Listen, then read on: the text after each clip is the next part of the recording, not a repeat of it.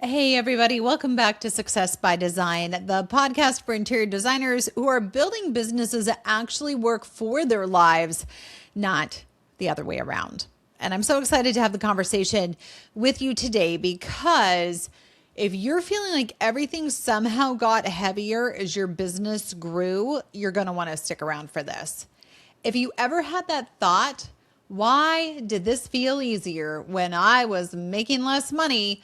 Yeah, who hasn't, right? Well, this episode is for you. Let's begin with two truths and a lie. Number one, most designers hit a wall after profitability, not before.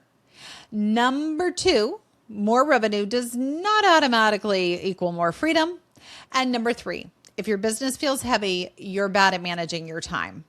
We'll come back to the lie at the end, and I promise it is an important one. Let me start off, though, by giving you some validation. You didn't do anything wrong. And let me describe what I hear very frequently from my coaching clients. Your calendar is full. You have a team. Your revenue looks solid. Your profit technically works. And yet you feel off. You're saying, I just need to be more disciplined. Once this business season ends, I'm going to catch my breath. I am going to take that 2-week vacation next year. I should be able to handle this better by now. Let me be really clear. You didn't do anything wrong. This is a very real and a very predictable wall that you're running into. And this wall isn't showing up because you failed. It's actually showing up because you succeeded. So first of all, hats off and congratulations to you because you're succeeding. The real issue here is that your business has outgrown its current muscle. So instead of feeling like you're the failure and your business is failing, I want you to reframe it this way. Your revenue has outgrown the business that's carrying it. This has nothing to do with effort. For me, as an active interior designer and so many of you who I coach, this wall is not one that's solved by working harder, which can be really hard to get our minds around because originally when we started out, that is what it took. But just as the business is changing, you need to change with it. This is solved by growing the muscle of the business, not working harder. I want you to think about it like this. And this comes from somebody who goes to the gym 3 times a week, whether I like it or not. You don't lift heavier weights by straining the same muscles forever. I know at my gym, the rotation changes every 6 weeks. And boy, the first week of that 6-week cycle, I feel every bone and muscle in my body. Yeah, I want you to think about it like you're building new muscle so the load can be carried without injury. That's what this phase for you is about. It is about growing the muscle that your business needs because it has outgrown what it currently has.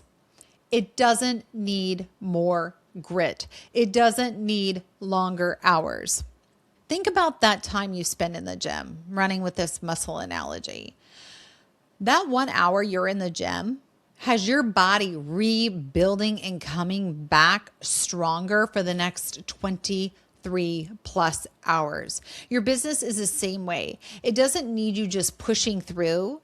It needs you to strategically deconstruct, just like you do your muscles, in order to construct a stronger business that can carry the weight of what is being asked for it. And I will tell you, I have run into my own ceilings and my own walls and learned it is not always about more effort.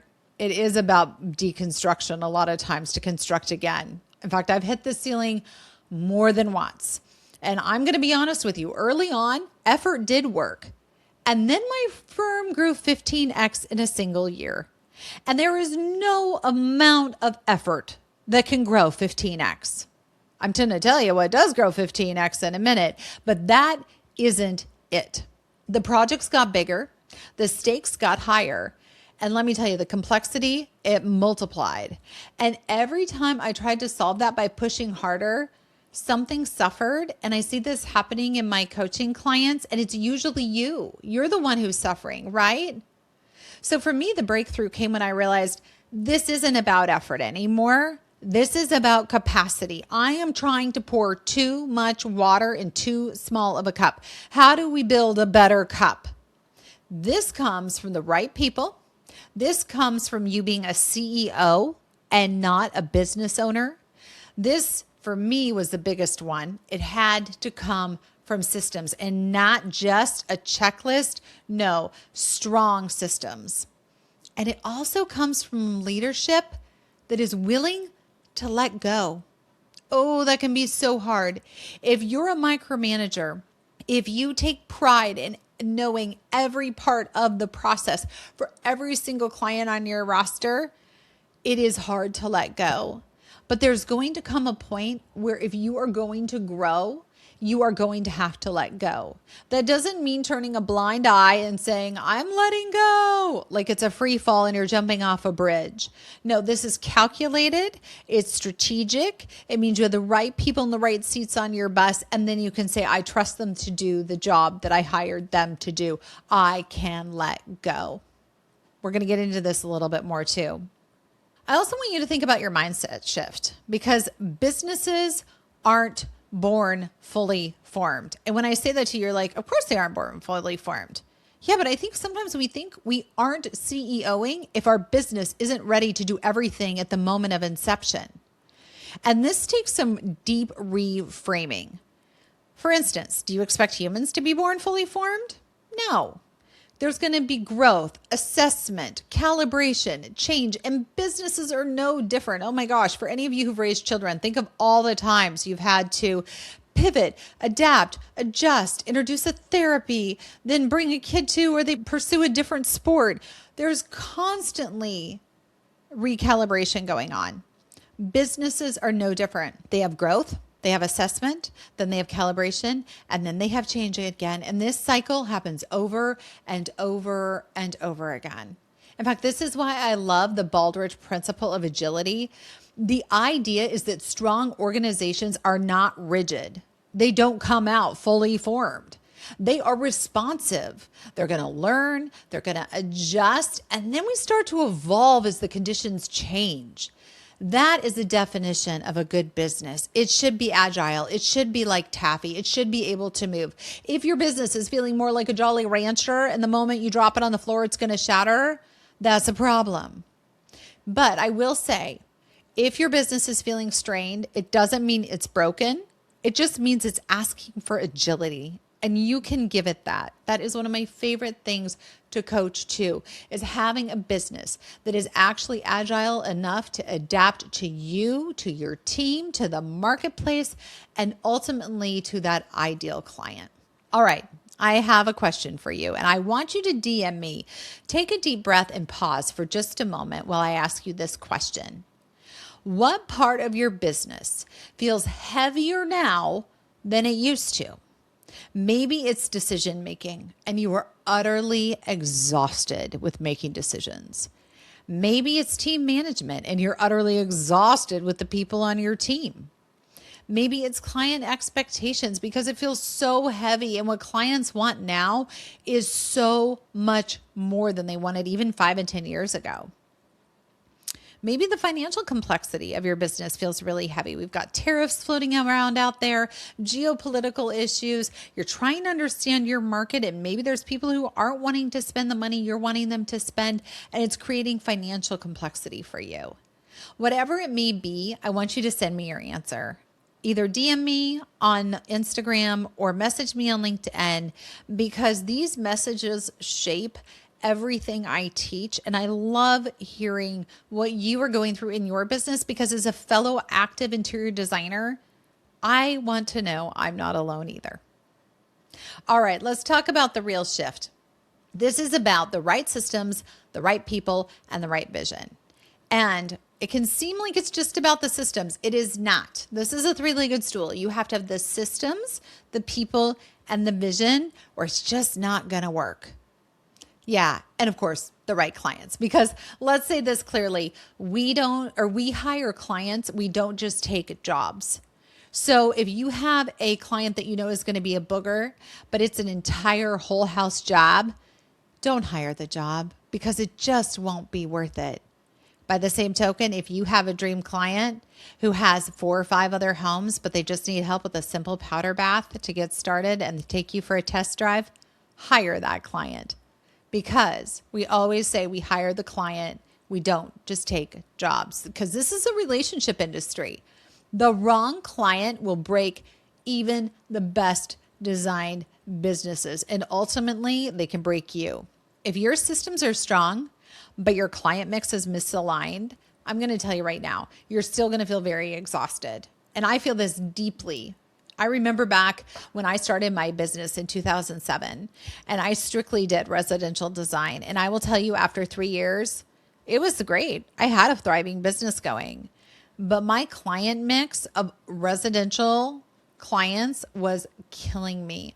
I have never more felt like someone was sucking my soul dry. And that is when I literally put 2 and 2 together.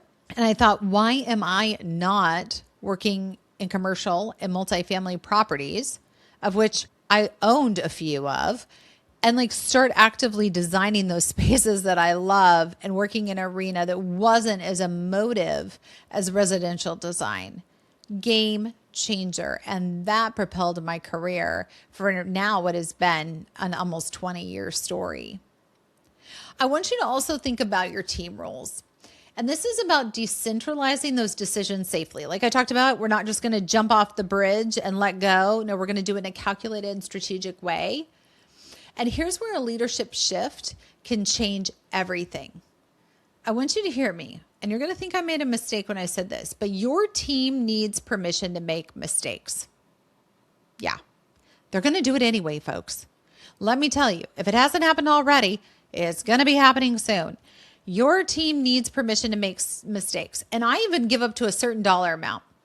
I want you to try to figure it out because I can't make every decision for you. This is what I tell them. You have up until, and you pick for your firm, X number of dollars to make a mistake. And if it fails, you're not going to be held accountable for it. You will be held accountable for learning from it, but you're not going to be financially held responsible for that dollar amount. Why do we do this in our firm? Because if everything hinges on you, and there's only one you, your business will eventually collapse like a house of cards. Decision making has to be distributed. Now, there's a caveat to that. It has to be distributed with guardrails, just like when you're driving, right?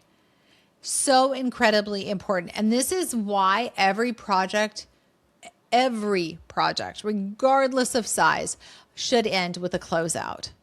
In fact, I recently spoke to the Interior Design Society about this exact topic, about how to close out a project well, not just for the client, but for your firm and the people inside and your contractors and everyone who touched that project. In fact, if you're an IDS member, you can log into their site and watch the presentation because I gave very specific actionable steps of how to do a closeout and do it well. And here's why this matters. One of my coaching clients just last week shared that her window treatments had failed on her last 5 projects. And 5, I said, how are you handling that? And she said, I'm a people pleaser. I'm non-confrontational. I know I need to say something, but I don't want to have to confront that person. To which I completely understood. And I told her that absolutely. No one likes getting into confrontational conversations. No one ever wakes up in the morning and goes, I just can't wait to have a confrontational conversation today. But I also said, if you had a closeout process, this wouldn't be confrontational at all. It would be forward looking, it would be neutral, and it would be professional. And that is the power of process. And then, yes, I sent her straight to IDS to listen to exactly how to do it. I want to give you some actionable steps today if you feel like you can relate to this.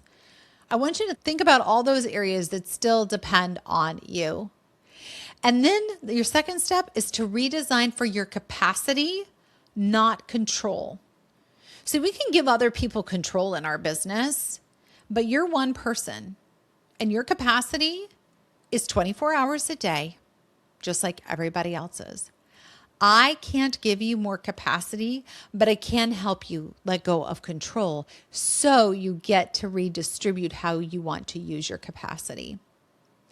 And then third, I want you to audit your clients, your systems, and your roles, not together, or together rather, not separately. So think about auditing. What kind of clients are we going after? What systems do we have in place that can mitigate these things that are depending all on you? And then what roles do we need to supplement? Because this is active leadership at work. This is the difference between being the business owner and being the CEO of your firm. And believe it or not, it's actually really deeply creative work too. I think sometimes it's really hard for those of us that are right brain to get into that left brain, logical, analytical space. But you know what? There's a beautiful creativity in it because you're not just identifying the problem, you're creatively coming up with solutions to solve it. That's incredibly empowering, especially for us creative people. All right, back to our 2 truths and a lie. And I can't wait to share with you. As a reminder, number 1, most designers hit a wall after profitability, not before. Number 2, more revenue does not automatically equal more freedom. And number 3, if your business feels heavy, you're bad at managing your time. I want you to think through those. Which one resonates with you? Yeah, it should be the last one. That should be the lie. If your business feels heavy, you're bad at managing your time. No, you are not bad at managing your time necessarily. You may be, but that's another issue. The reality is your business has just outgrown the way you built it. And that is not failure. That's just evolution, folks. And getting ahead of that and starting to plan for it is critical to your success. If you're sitting here and you're thinking, oh my gosh, I feel so seen today. This is exactly where I am. I want to invite you to book a 15-minute problem-solving call with me. No pitch, no pressure, just clarity. And you can book it at fixmydesignbiz.com. That's fixmydesignbiz with a Z.com. Because you don't need to work harder. You need a business that is designed for the success that you're already experiencing. And that is a beautiful problem to have. This is why I always say your business should be working for you, not you working for it. Until next time, take care.